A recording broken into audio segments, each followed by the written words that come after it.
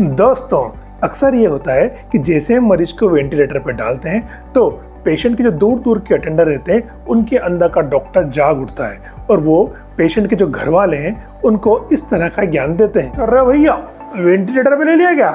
भाई साहब, अब तो बचना मुश्किल है यार। वेंटिलेटर? अरे भाई साहब तो निकल लिए। अरे पर डॉक्टर साहब तो बोल रहे हैं अभी तो जिंदा है। सब पैसे लेने के लिए रखा है यहाँ पर। वेंटिलेटर पे कोई बचता है क्या? मरीज में दम नहीं है, सब मशीन से चल रहा है। अपन तो देख के ही बता देते सब। 20 साल का अनुभव है अपने को क्या। दोस्तों, लोगों का वेंटिलेटर के बारे में इस तरह की बातें करने की वजह ये होती है कि उन्हें वेंटिलेटर के बारे में जानकारी नहीं होती है, और होती है तो वो भी आधी अधूरी। अब उनको वेंटिलेटर के बारे में जानकारी कौन देगा? आप, क्योंकि आप ही तो मरीज को वेंटिलेटर पर डाल रहे हैं। और आपको वेंटिलेटर के बारे में आसान शब्दों में जानकारी देंगे हम, क्योंकि जब तक आपके वेंटिलेटर के बारे में कॉन्सेप्ट क्लियर नहीं होंगे तब तक आप मरीज के अटेंडर को और उसके परिवार वालों को वेंटिलेटर के बारे में सही से एक्सप्लेन नहीं कर पाएंगे। तो चलिए आइए शुरू करते हैं। What is ventilator? आखिर वेंटिलेटर होता क्या है? तो वेंटिलेटर शब्द का निर्माण हुआ है वेंटिलेशन से। अब वेंटिलेशन मतलब क्या होता है? जैसे कि हम घर में बात करते हैं कि घर में वेंटिलेशन अच्छा होना चाहिए ताकि घर की जो अशुद्ध हवा है वो बाहर जा सके और बाहर की शुद्ध हवा घर के अंदर आ सके।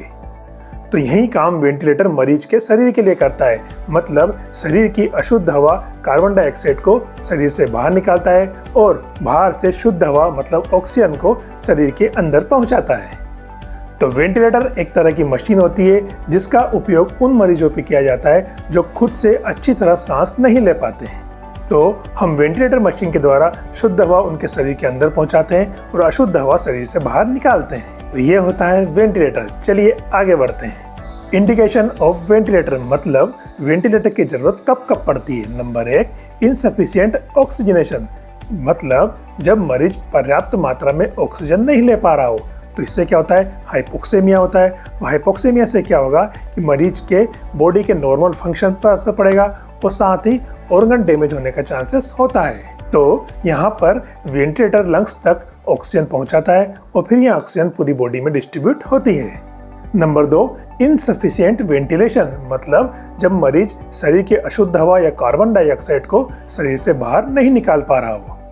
तो इस कंडीशन में क्या होगा कि शरीर के अंदर CO2 की मात्रा बढ़ती जाएगी जिसकी वजह से रेस्पिरेटरी एसिडोसिस होता है और साथ ही CO2 नार्कोसिस हो सकता है। अब कार्बन डाइऑक्साइड की ज्यादा मात्रा को हम CO2 नार्कोसिस कहते हैं जिसकी वजह से मरीज बेहोशी की अवस्था या कोमा में जा सकता है। तो इन कंडीशन में वेंटिलेटर मरीज के अंदर के कार्बन डाइऑक्साइड को बाहर निकालने का काम करता है और कार्बन डाइऑक्साइड के लेवल को कम करता है।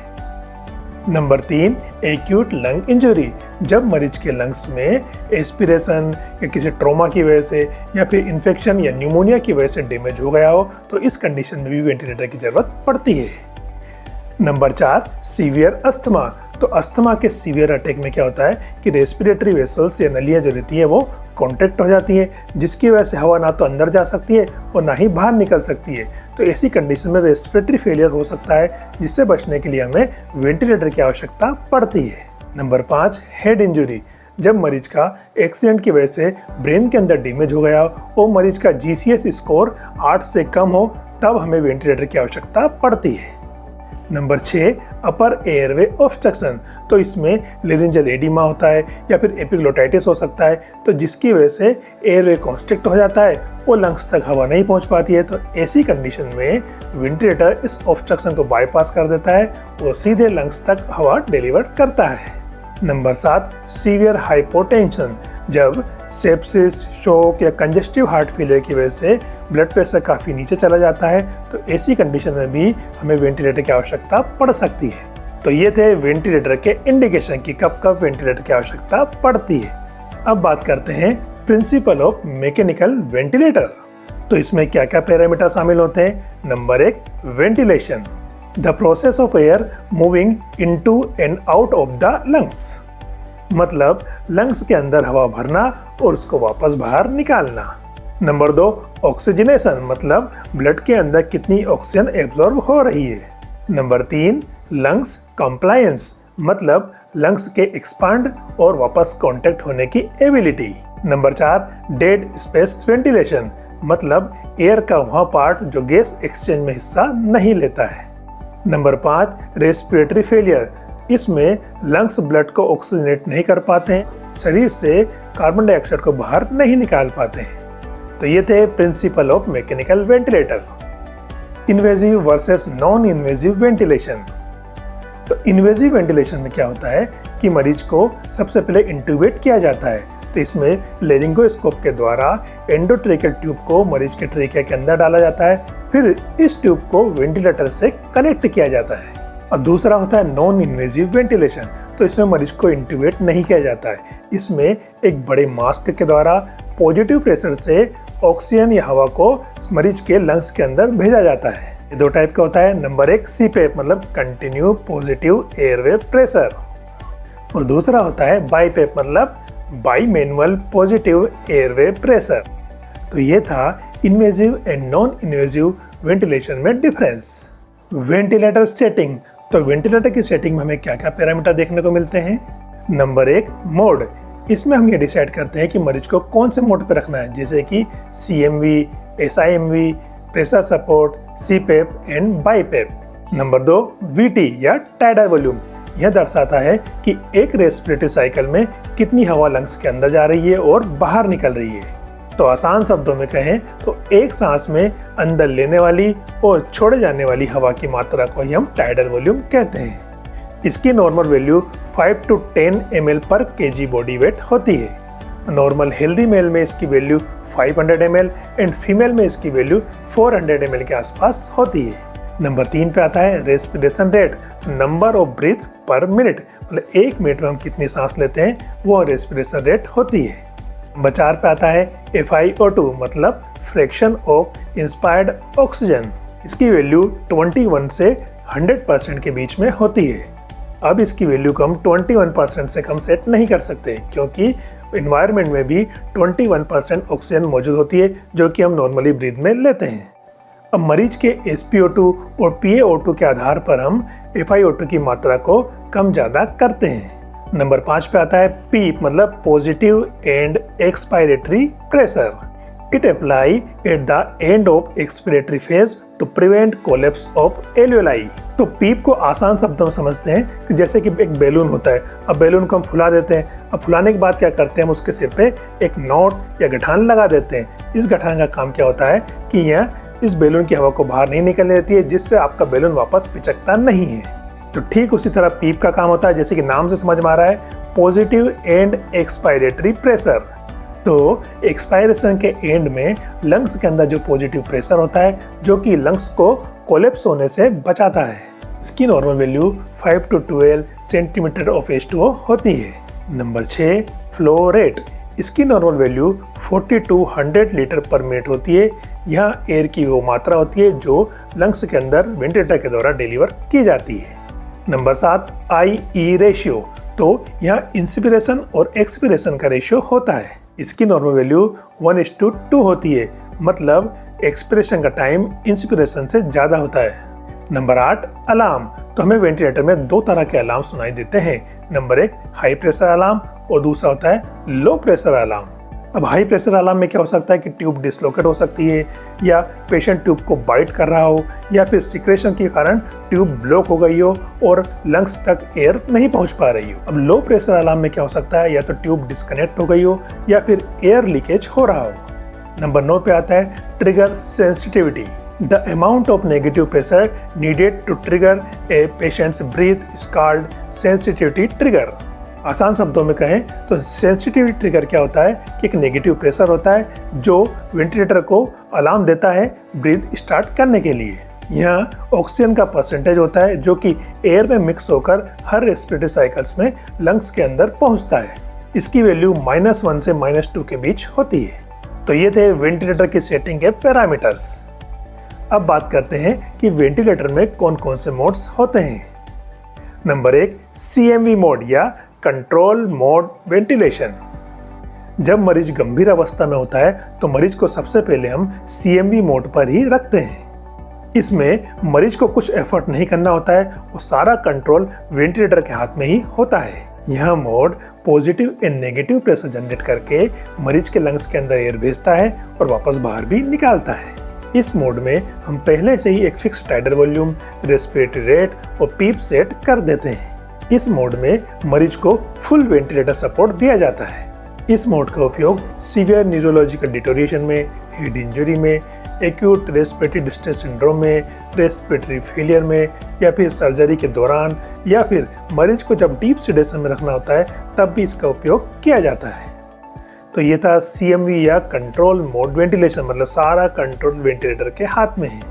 अब कई बार जब मरीज धीरे धीरे होश में आने लगता है तो खुद से भी ब्रीथ लेने लगता है, जिसकी वजह से मरीज वेंटिलेटर से फाइट करता है। तो अक्सर इस मोड पर रखने के दौरान हम मरीज को डीप सेडेशन या नींद की अवस्था में रखते हैं। अब दूसरा मोड हमारा आता है SIMV मोड, मतलब सिंक्रोनाइज इंटरमिटेंट मैंडेटरी वेंटिलेशन। जब मरीज धीरे धीरे इम्प्रूव होने लगता है तो CMV मोड के बाद मरीज को हम SIMV मोड पर रखते हैं। अब सिंक्रोनाइज मतलब क्या होता है कि मरीज को जितनी ज़रूरत होती है उतनी ब्रीथ वेंटिलेटर देता है। जैसे कि अगर आपने वेंटिलेटर पे रेस्पिरेटरी रेट फिक्स कर दी 20, अब अगर मरीज मान लो 16 या 16 रेट ही ले पा रहा है तो डिफरेंस कितना का आ गया, 4 का। तो बाकी की 4 जो ब्रीथ है वो वेंटिलेटर मरीज को दे देता है। और या फिर जैसे कि आपने टाइडर वॉल्यूम फिक्स कर दिया 500 ml और पेशेंट मान लो 300 ml ही टाइडर वॉल्यूम जनरेट कर पा रहा है तो बाकी का 200 ml वेंटिलेटर मरीज को दे देता है। तो यह है सिंक्रोनाइज करने का फंडा। तो आसान शब्दों में कहें तो SIMV मोड मरीज को सपोर्ट करता है कि जितनी ब्रीथ दिया टाइडर वॉल्यूम मरीज जनरेट नहीं कर पा रहा है वो वेंटिलेटर मरीज को दे देता है, पर इसमें मरीज अपनी सांस लेने के लिए स्वतंत्र रहता है। नंबर 3 होता है प्रेशर सपोर्ट वेंटिलेशन। यहाँ स्पॉन्टेनियस मोड होता है जिसमें हर ब्रीथ को पेशेंट के द्वारा ही स्टार्ट किया जाता है। तो यहाँ पर वेंटिलेटर का काम क्या होता है, वहाँ एक फिक्स पॉजिटिव प्रेशर बनाए रखता है जिसकी वजह से लंग कोलैप्स होने से बचे रहते हैं। तो प्रेशर सपोर्ट वेंटिलेशन 2 मैकेनिज्म पे काम करता है। नंबर 1 CPAP, दूसरा होता है PEEP। तो CPAP और PEEP के बारे में हम पहले ही डिस्कस कर चुके हैं। तो ये थे वेंटिलेटर के बेसिक मोड्स। सबसे पहले हमने देखा CMV या कंट्रोल मोड वेंटिलेशन, इसमें पूरा कंट्रोल वेंटिलेटर के हाथ में होता है। दूसरा होता है SIMV मोड जो कि सिंक्रोनाइज करता है, मतलब जो ब्रीथ पेशेंट नहीं ले पाता है वो वेंटिलेटर दे देता है। नंबर 3 पे हमारा आता है प्रेशर सपोर्ट वेंटिलेशन। इसमें क्या करते हैं, हम एक फिक्स पॉजिटिव प्रेशर मरीज को देते हैं ताकि लंग कोलैप्स ना हो। तो मरीज जैसे जैसे इंप्रूव होता है तो उसको पहले कंट्रोल मोड, उसके बाद फिर SIMV मोड, फिर प्रेशर सपोर्ट मोड और लास्ट में हम TPs पे लेते हैं।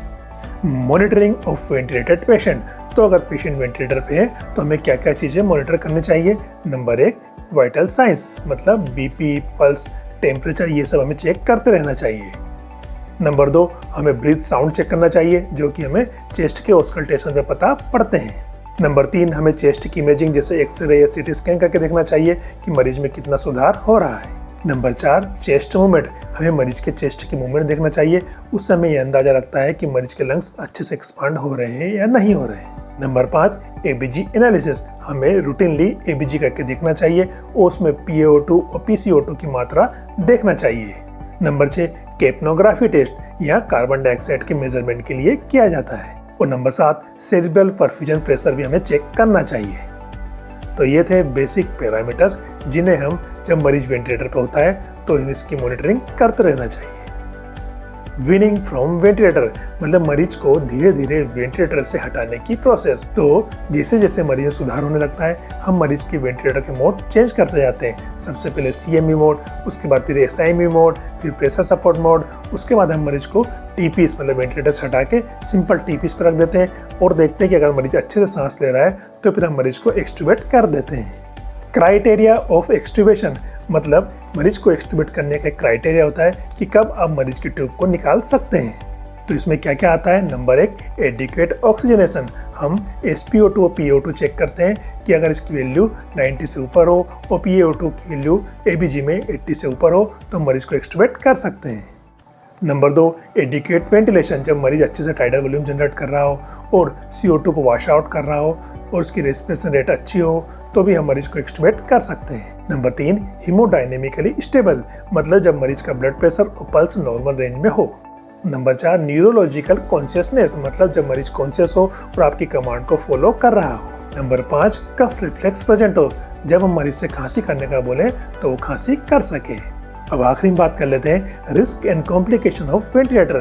तो मेडिकल फील्ड में हर चीज़ के कुछ फायदे होते हैं तो कुछ नुकसान भी होते हैं। तो वेंटिलेटर के क्या क्या रिस्क हो सकते हैं, आइए डिस्कस करते हैं। नंबर 1 वेप मतलब वेंटिलेटर एसोसिएटेड न्यूमोनिया। जब मरीज लंबे समय तक वेंटिलेटर पर रहता है तो उसको न्यूमोनिया होने के चांसेस बढ़ जाते हैं। नंबर 2 बेरोट्रोमा, हाई प्रेशर से मरीज के लंग्स में इंजरी हो सकती है। नंबर 3 ऑक्सीजन टॉक्सिसिटी, ज़्यादा ऑक्सीजन देने से सेल डैमेज देखने को मिलता है। नंबर 4 कार्डियक कॉम्प्लिकेशन, तो इसमें वीनस रिटर्न कम होने से कार्डियक आउटपुट कम हो जाता है जिसकी वजह से हाइपोटेंशन देखने को मिलता है। तो ये थे वेंटिलेटर के कुछ कॉम्प्लिकेशंस। टेक होम मैसेज, तो ये थी वेंटिलेटर के बारे में बेसिक जानकारी। हम ज़्यादा वेंटिलेटर के डीप में नहीं गए, हमने आपको बिल्कुल बेसिक जानकारी बताई है ताकि आपको इसको आसान शब्दों में समझने में आसानी हो। और आगे से अब कोई अगर आपसे वेंटिलेटर के बारे में पूछे या कोई अटेंडर ऐसे नॉनसेंस क्वेश्चन करे कि अब मरीज का बचना मुश्किल है, तो आप उसको अच्छे से समझाइए कि भैया अभी इमरजेंसी में हमने मरीज को वेंटिलेटर पर डाला है, मरीज में जैसे जैसे सुधार होगा हम मरीज के मोड को डाउन करते जाएंगे और वेंटिलेटर से मरीज को बाहर निकाल लेंगे। ऐसा नहीं है कि एक बार मरीज वेंटिलेटर पे आ गया तो अब इसका बचना मुश्किल है। तो उम्मीद करता हूँ आपको ये वीडियो पसंद आया हो। अगर आपको वीडियो अच्छा लगा होगा तो अपने दोस्तों के साथ शेयर कीजिए ताकि उनको भी वेंटिलेटर के बारे में जानकारी हो। जरूरी नहीं कि सिर्फ डॉक्टर्स या मेडिकल फील्ड वाले लोगों को ही ये वीडियो दिखाएं, नॉन मेडिकल्स को भी ये वीडियो दिखाएं ताकि उनके मन के डाउट दूर हो जाए। तो अगर आपको ये वीडियो अच्छा लगा हो तो इसको शेयर कीजिए, सब्सक्राइब कीजिए और लाइक कीजिए। और मेडिकल फील्ड की चीज़ों को आसान शब्दों में समझने के लिए हमारे चैनल द इजी डॉक्टर से जुड़िए। Keep learning, keep teaching. नमस्कार।